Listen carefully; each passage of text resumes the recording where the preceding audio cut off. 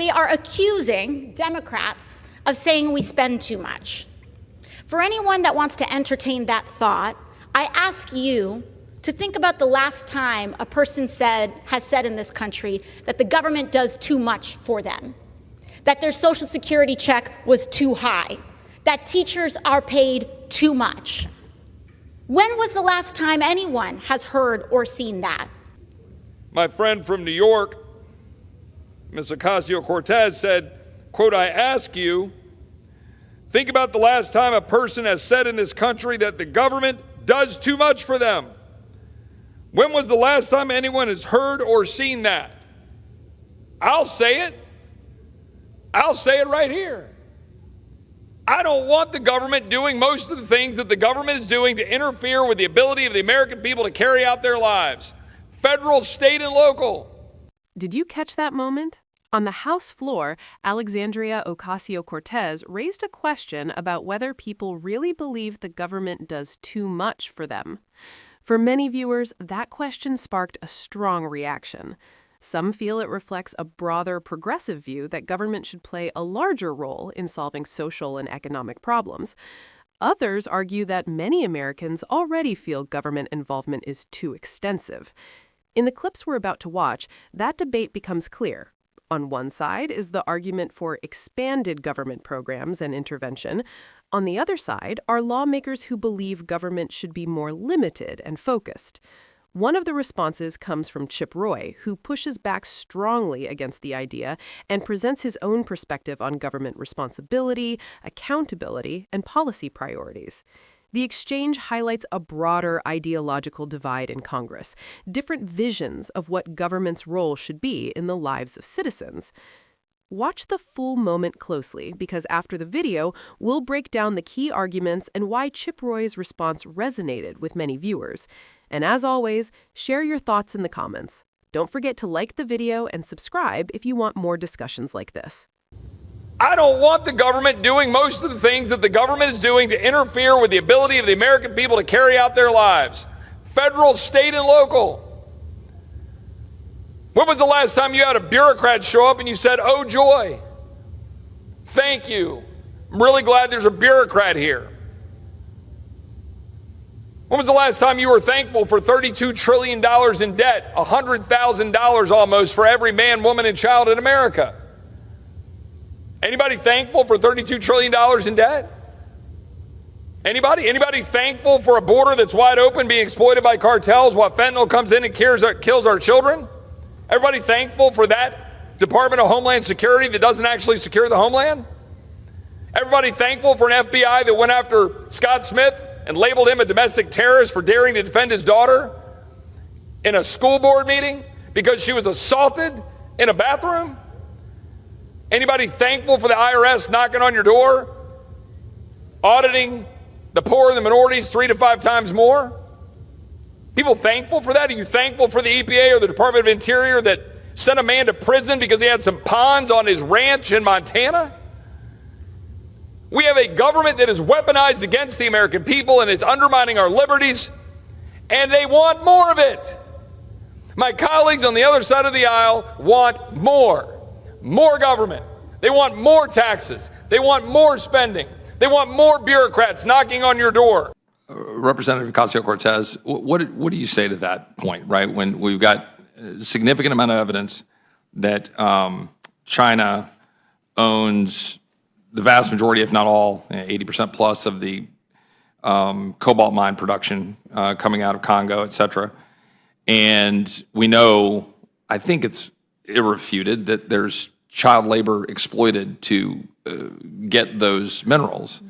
Those minerals are central, if not fully necessary, for the production of EVs, which even objectively we have to acknowledge are not fully able to power the ability of the American public to get to their jobs and their work and so forth.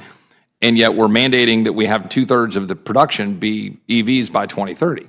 So if we follow those mandates by the Biden administration, that debate aside, right? Debate for a different day.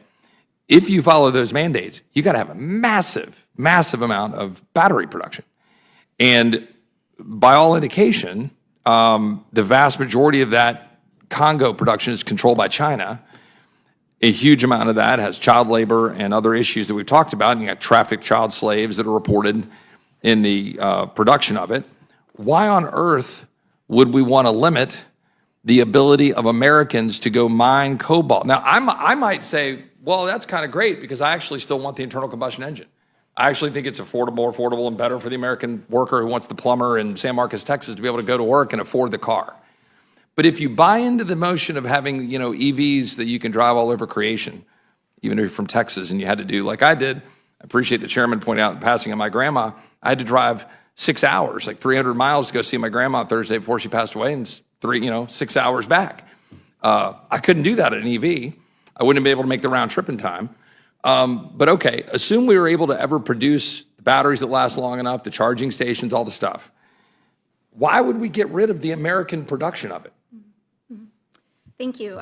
There are several different components to your question. I want to make sure that I address them. First and foremost, on the issue of child exploitation, child labor, I think it is the role of the United States for us to push back forcefully on this production, and not just in the production of energy, but across the board. We see this in textile production, energy production, cobalt mining. It is horrific, and we need to make sure that our sources do not include child labor. But to get to the core of the question, too, on the China front, is that I find it interesting that there is this concern about Chinese ownership of minerals, and it is legitimate. However, the response to that seems to be deregulation specifically for companies that are largely Chinese-owned here in the United States.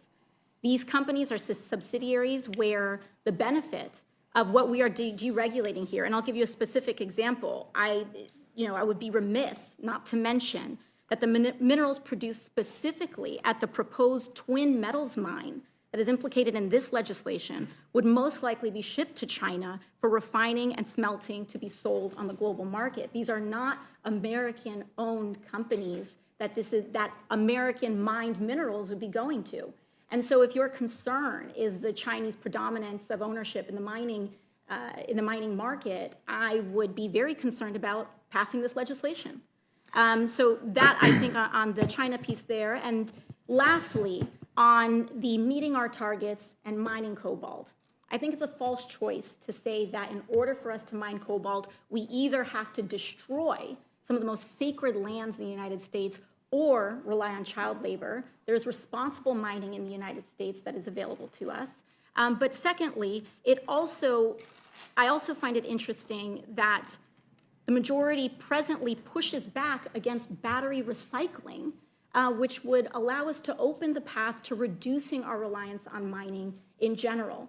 There is enormous potential in recycling many of these EV batteries, but we have not made the investments or the shifts necessary in order to unlock that so that we can reduce our reliance on solely mining as the only source of battery. Thank you.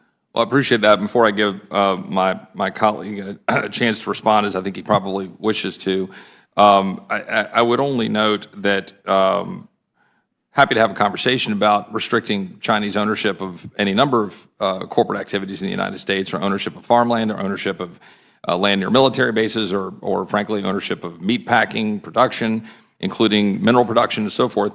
A significant reason why it would be mined here and shipped back is because they've got all the production facilities, because they've been building and mining these, because they've got the resources to do that.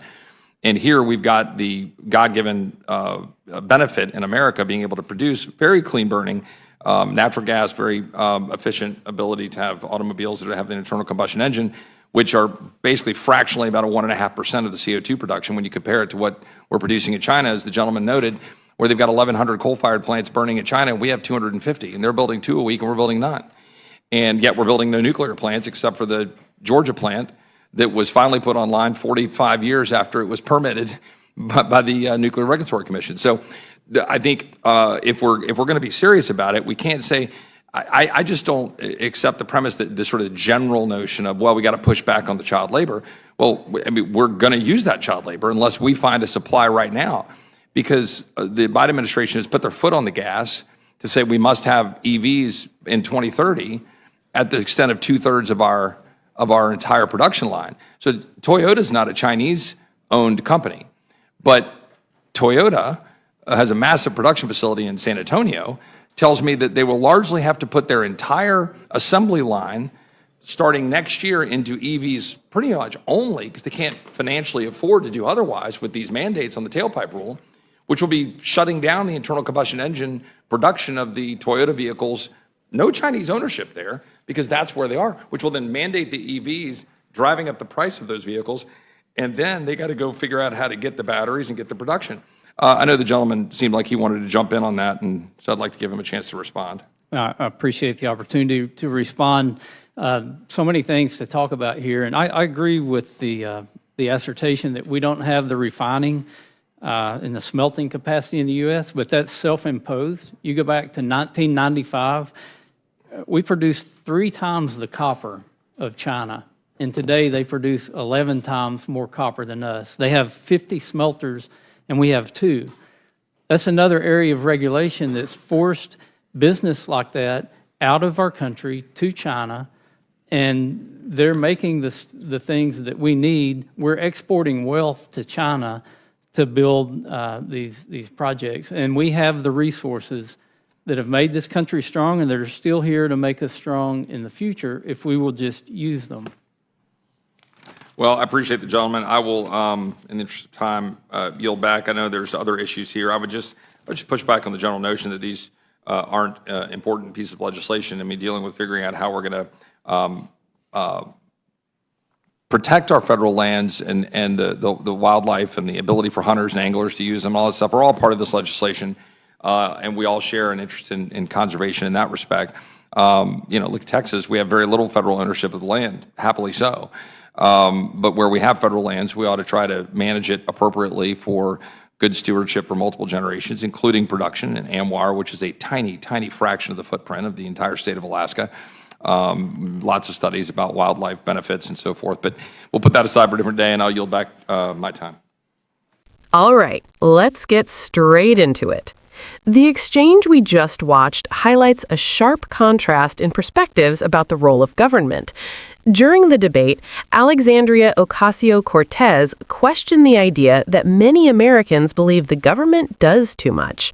For critics, that comment felt disconnected from the everyday frustrations people often describe when dealing with government agencies, regulations, or taxes. That's where Chip Roy stepped in with a strong response. When he said he believes government can indeed overreach, supporters saw it as him voicing concerns shared by many people who feel burdened by bureaucracy, complicated regulations, or federal oversight. Roy also argued that the issue isn't just about spending levels, but about how government authority is used. He raised concerns about federal agencies and regulations affecting different sectors, framing it as an example of what he believes is excessive government power. The discussion then shifted to electric vehicles and the global supply chain behind them. Roy pointed to concerns about minerals used in batteries, particularly cobalt, much of which comes from regions like the Democratic Republic of the Congo. Critics of current EV policies often highlight reports of child labor and difficult working conditions in some mining operations, arguing that the supply chain raises ethical and geopolitical questions. In response, Alexandria Ocasio-Cortez emphasized the importance of long-term solutions, such as improving battery recycling and transitioning toward cleaner energy technologies. Supporters of that view argue that environmental policies can evolve alongside efforts to improve supply chains and reduce dependence on problematic sources. Another part of the debate touched on domestic mining and industrial capacity. Roy argued that increasing U.S. production of critical minerals could strengthen energy independence and reduce reliance on foreign supply chains. Others counter that environmental regulations and community concerns must also be part of the conversation when expanding domestic extraction. In the end, the exchange reflects a broader national debate, balancing environmental goals, economic independence, ethical supply chains, and the appropriate role of government in shaping those policies. Moments like this show how deeply divided opinions remain on issues like energy policy, regulation, and federal authority, and why debates between lawmakers like Alexandria Ocasio-Cortez and Chip Roy continue to draw so much attention.